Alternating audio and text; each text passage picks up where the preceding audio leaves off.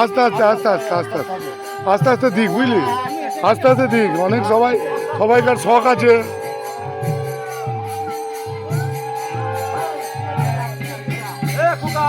ঠাকুরের কাছে ওর কাছে যেন কেউ না যায়।